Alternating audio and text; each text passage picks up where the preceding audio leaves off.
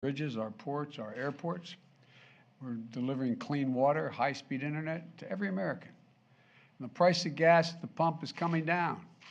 It's down $1.20 this summer, and just this week, last week, it's fallen another 10 cents. And today we have further proof that we're rebuilding the economy in a responsible way. Today, my administration announced that this year, the deficit fell by $1.4 trillion, the largest one-year drop in American history, $1.4 trillion decline in the deficit. Let me repeat that, the largest ever decline in the federal deficit. Let me be clear. This record deficit reduction includes the cost of my student loan plan and everything else we're paying for.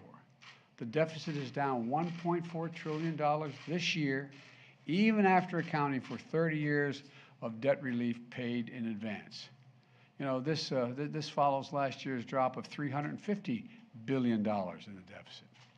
And because we're making sure the largest corporations pay their fair share, cracking down on billionaire tax cheats and giving Medicare the power to negotiate lower drug prices in the future, just getting underway, which lowers one of the biggest costs that the government and families have to pay. We'll reduce, because of that, the deficit another $250 billion over the next 10 years. You know, we're going from historically strong economic recovery to a steady and stable growth while reducing the deficit.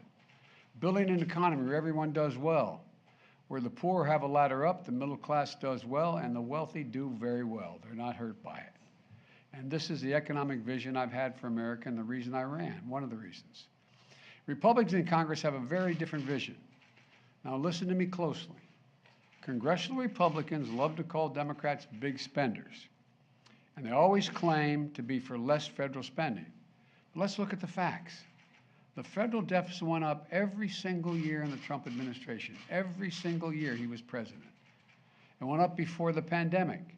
It went up during the pandemic. It went up every single year on his watch, the Republican watch. In fact, in 3 years before COVID hit, the deficit ballooned by another $400 billion. They're the facts. And one big reason for that is Republicans voted for a $2 trillion tax cut, a Trump tax cut, which overwhelmingly benefit the wealthy and the biggest corporations. And that racked up the deficit significantly. On my watch, things have been different. The deficit's come down both years that I've been in office. And I just signed legislation that's we're going to reduce it even more in the decades to come. Now, Republicans in Congress are doubling down on their commitment to explode the deficit again. Just this week, it's hard to make this stuff up. Just this week, Republican leaders said if they get their way, they're going to extend the Trump tax cuts, which are due to expire in a couple of years. Extend them. They said they'll repeal the corporate minimum tax of just 15% that I just signed into law, 15%. They'd allow the largest and most prosperous corporations in America to go back to paying zero in federal income tax, which 55 of them did in 2020. They said they'll repeal the lower prescription drug cost, and it will take effect next year, these major reductions in the drug costs don't really kick in until next year. If Republicans repeal it, it's going to raise costs to millions of seniors, and the cost of the federal government will be billions of dollars. Put it all together, the Republican plan would add about $3 trillion to the deficit. $3 trillion. That's their plan. That's what they did under my predecessor, and that's what they intend to do again. Adding another $3 trillion to the deficit is reckless, it's irresponsible, and it would make inflation worse. For Americans, the deficit could not be clearer. We don't have to take my word for it, what they're for. They've laid out a plan and they laid out very clearly. Congressional Republicans say, and you all know this, their number one priority is to repeal the Inflation Reduction Act. Now here's what that means. If they get their way, the power we just gave Medicare to begin to negotiate lower prescription drugs goes away, gone. If they get their way, the $2,000 cap on prescription drug costs, which takes effect next year, maximum any senior would have to pay no matter what their drug costs are, would be $2,000, goes away, gone. The $35 a month cap on insulin, which takes effect next year, folks on Medicare, gone. The savings on health care premiums of $800 a year for millions of Americans under the Affordable Care Act, gone. And of course, they're still determined to repeal the Affordable Care Act, which means an end to the protections for tens of millions of people who cannot afford health insurance because they have a pre-existing condition. Let's remember that. We're talking about millions of people will lose their health insurance because they do not have a way to get it because they have a pre-existing condition. That's gone as well. And they're doing everything they can to get gas prices. We're doing everything we can to keep gas prices down. The Republicans are against it all. And it's all part of the trickle-down mentality that says it doesn't matter what's happening on Main Street as long as Wall Street's feeling good. One more thing. If you're worried about the economy, you need to know this. The Republican leadership in Congress has made it clear. They will crash the economy next year by threatening the full faith and credit of the United States for the first time in our history, putting the United States in default unless we yield to their demand to cut Social Security and Medicare. You heard that one, right? You all heard them say that. That's what they're saying. Let me be really clear. I will not yield. I will not cut Social Security. I will not cut Medicare, no matter how hard they work at it. Folks, we know what the Republicans in Congress will do if they regain power. They're telling us, they're being straight up about it. They're going to repeal lower prescription drug prices, I just signed into law, and raise drug prices. They're going to cut Social Security and Medicare. They'll pass massive tax cuts for the wealthy, make them permanent, which they're not now, the individual tax cuts. They'll threaten the very foundations of the American economy if we don't meet their demands. And they talk about inflation. Everything they've proposed or are proposing will make inflation worse. Everything they're proposing will make inflation worse. Let me close with this. Over the last few years, we've faced some of the most difficult challenges in our history, both at home and abroad. But we're making real progress. We just have to keep going. I know we can. For everything we've been through, I've never been more optimistic about America's future. We just have to remember who we are. We're the United States of America. There's nothing beyond our capacity. And we're better positioned than any other country in the world to get through this difficult period. Inflation's worse all around the world. So keep the faith.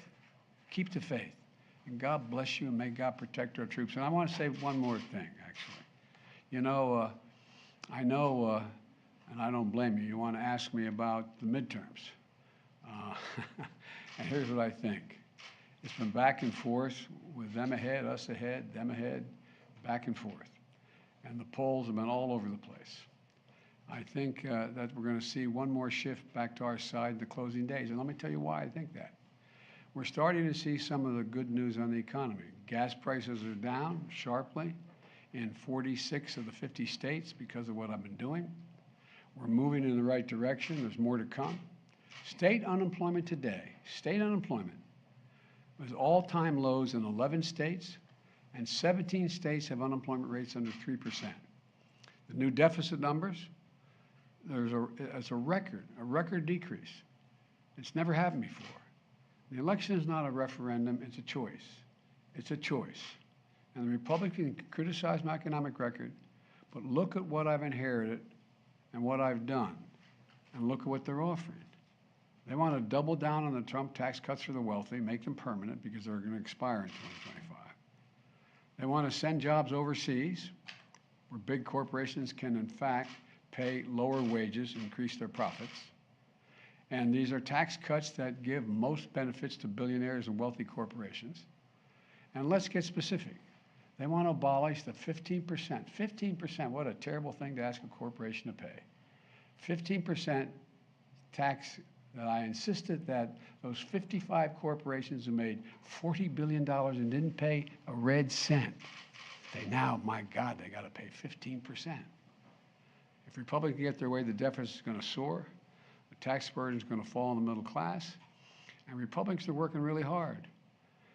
And this is what kind of, I have to admit, every once in a while they surprise me. They have three, not one, not two, three plans to cut Social Security benefits. Three plans. They're not going to stop there. They're going to do big pharma's bidding to repeal my plan to allow Medicare to negotiate prescription drugs prices. We pay the highest in the world. And in doing so, it's going to raise drug prices. And they're going to raise big pharma's profits. They're doing fine, big pharma. They're not hurting at all. And they're going to raise your health insurance premiums. It's mega, MAGA trickle down. Mega, MAGA trickle down. The kind of policies that have failed the country before and will fail it again. And it'll mean more wealth to the very wealthy, higher inflation for the middle class. That's the choice we're facing. That's why I think that we're going to do just fine. Thank you. On the debt ceiling? On the debt ceiling, do you support the permanent repeal of the debt ceiling, sir? The permanent repeal of the debt ceiling? What do you mean? Debt limit? Yes. You mean just say we don't have a debt limit? No debt limit. No. That'd be irresponsible. On Ukraine, Mr. President, so speaking of we have midterms- you have the Speaking means of and the midterms, will to last night continue you said- supporting Wait, Ukraine. well, let's get one at a time, okay? Thank you, sir. So you heard the Republicans. You have the means and the will to continue supporting Ukraine. Yes, because if we support Ukraine, we're supporting all of Europe. We're supporting NATO. Do you think that Mr. Putin decides he's just going to deal with Ukraine and that's the end of it? No, I don't understand the threat that they're saying they may have to stop funding the Ukrainians in their war against this brutal dictator. Yes, last one. On the midterm, sir, last night you said you need 53, not 51 votes to pass your agenda. I'm just Were you getting referring- greedy. What did you mean by that? Were you referring to Manchin and Sinema? No, I just think the more we have, the more certain. 51 just gives me one more. I'd like to have 3 more. It'd make it a lot easier. Thank you very much. Thank you very much, Brett. Thank you very much.